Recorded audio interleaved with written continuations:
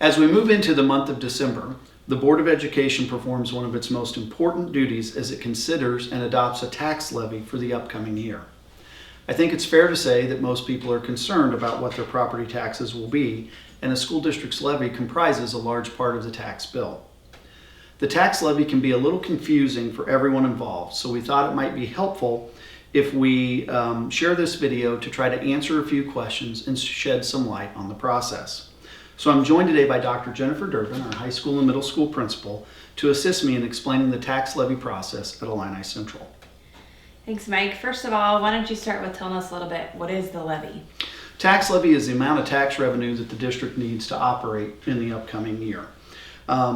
It generates the bulk of the revenue that we generate. In fact, about 60% of our revenue comes from the property tax levy. Okay, so you mentioned that it's a pretty confusing process for board members to understand. What makes it so difficult to understand? Mainly, it's the timing of the whole enterprise. We're asked to turn in a levy by the end of December.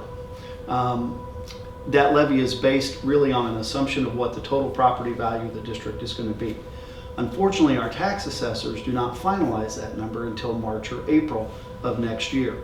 So we have to go off of estimates. And while we use historical data and they give us some estimated numbers, and we're usually pretty close, we're still operating really on guesswork at that point. We're also levying in a sense to try to generate money that will be paying bills 18 months from now. So we have to really be able to predict what those expenses are going to be so we know how much money we should levy. Okay, so the board passes the levy. When did the taxpayers see that bill? Again, that's part of the confusion of this. So we're passing the 2022 tax levy in December for taxes that are payable in 2023. That revenue will actually be used to pay the bills in fiscal year 2024.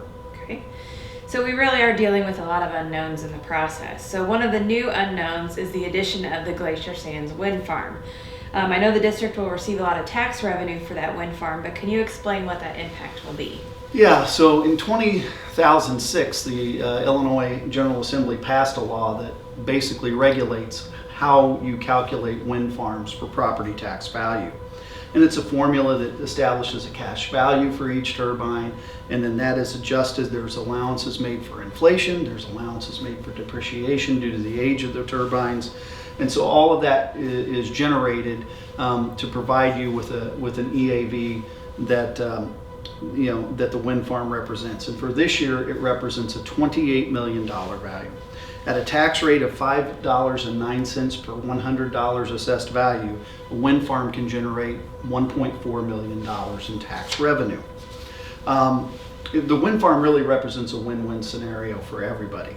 The taxpayer can see a reduction in their tax bills while the district can increase its revenue.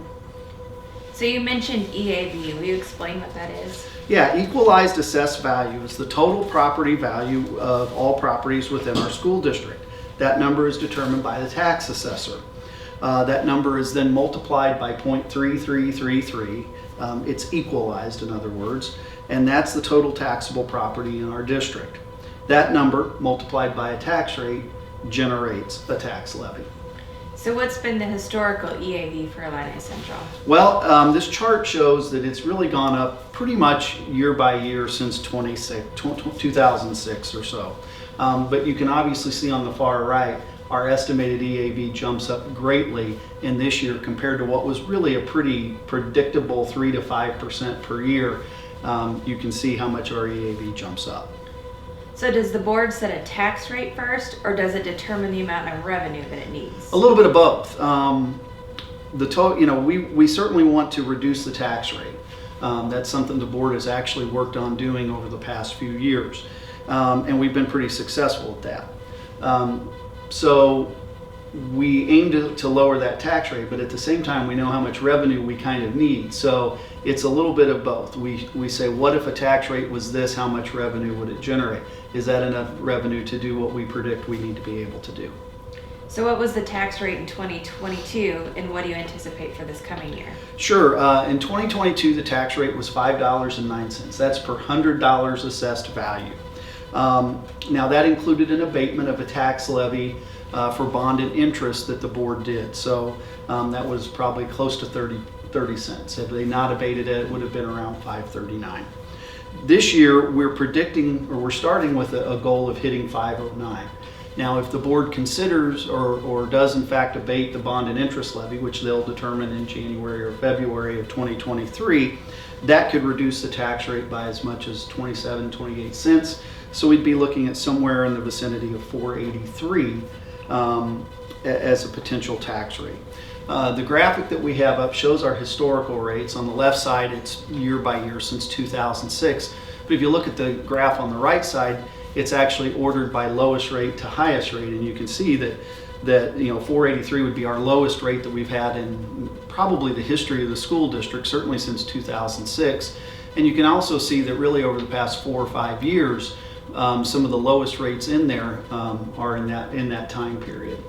Okay, so it's important to note that this is just an estimate. The EAV may or may not be what is actually estimated. It could be higher, it could be lower. So the district has a goal of raising a certain amount. If the EAV is a little higher or a little lower, that could change the tax rate? That's correct. We can't necessarily say exactly what we would want to do. If the timing of this were different, if we didn't have to turn in a levy till say May, we would know what our EAV is, we would know what the tax rate's going to be, but it's a little bit of a variable there. What I can say about it is this: ultimately, what we ask for in our levy is all that we can get. We can't get more than we ask for. So in, say, the Ed Fund, if we ask for $3 million and we could have generated 3.2, we don't get that. On the other hand, if the EAV is lower than we anticipate and we ask for $3 million, but it only supports 2.8 million, that's what we would get. Okay. So the state law requires that the board hold a hearing and publish information about the tax levy. I know the board's having a levy hearing on December 17th, and that hearing notice doesn't mention ERV or tax rate. It only focuses on the extension.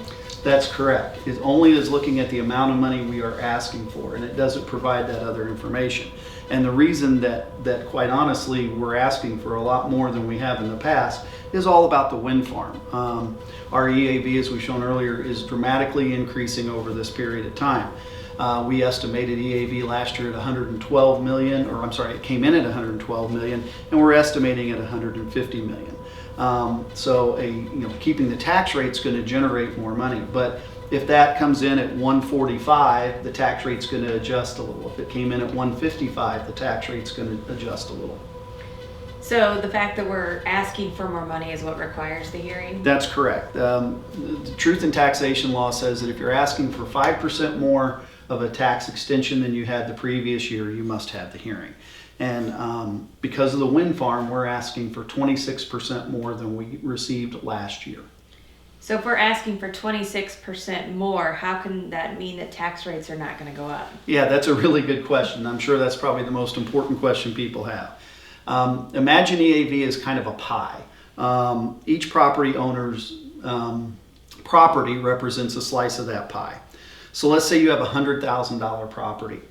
That property would have an EAV of about $33,000.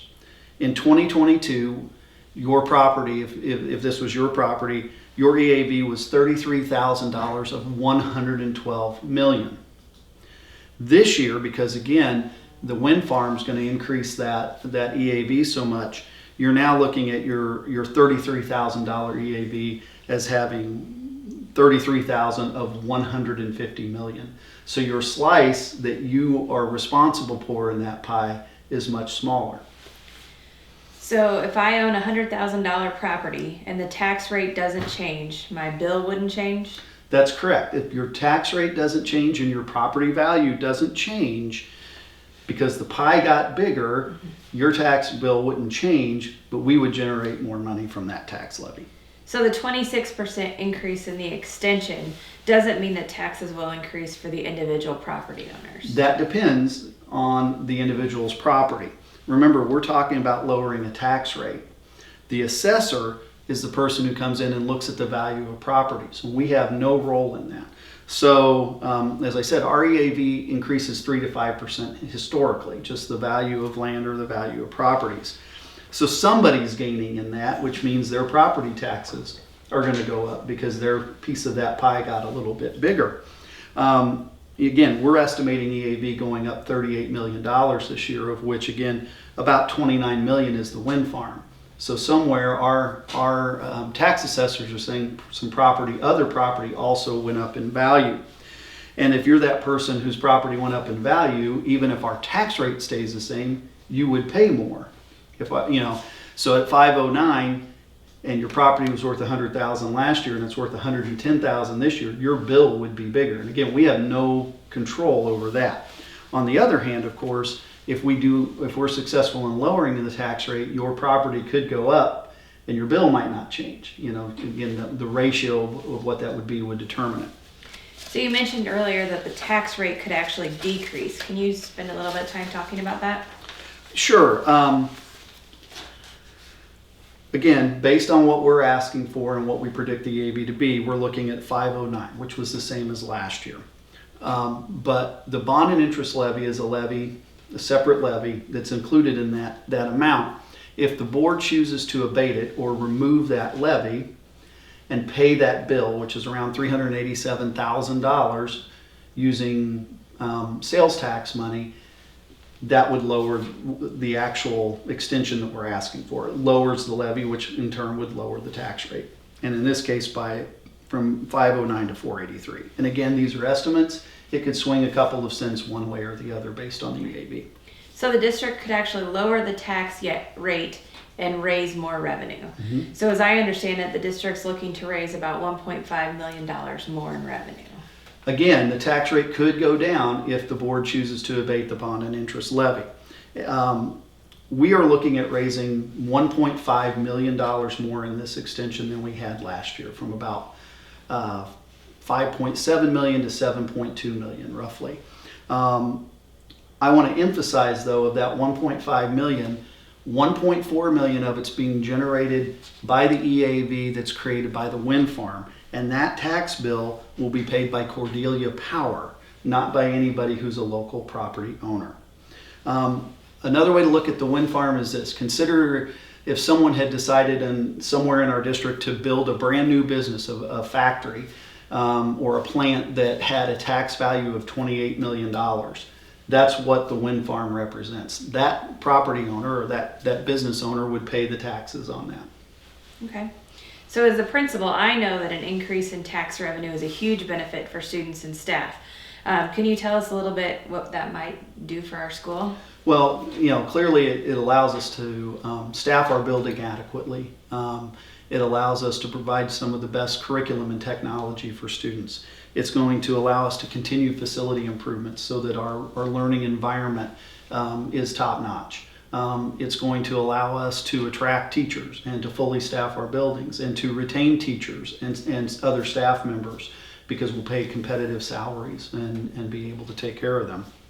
So the potential tax rate decrease you mentioned is an estimate to be less than 26 cents lower than last year. What does that mean for a taxpayer?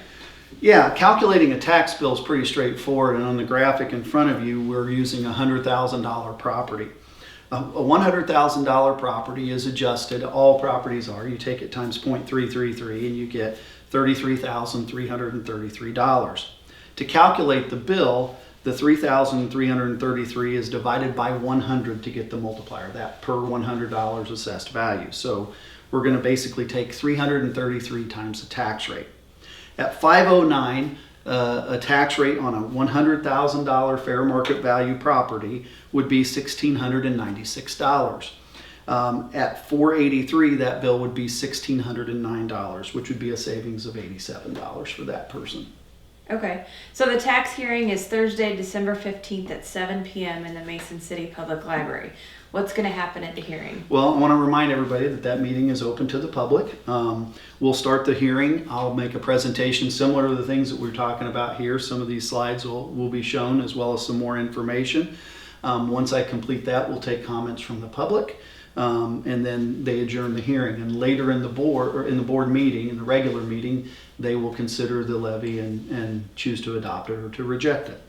So I think what I saw going to the Banner Times is that the notice says that we're asking for 26% more in revenue. So some people might see 26% increase in their taxes. How can we clarify that so people understand that correctly? Right, and that's going to be the natural reaction because they're going to look at that percentage and see that. I wish we could post the EAV and I wish we could post estimated tax rates, but the law prescribes what we have to say, the Truth in Taxation Law.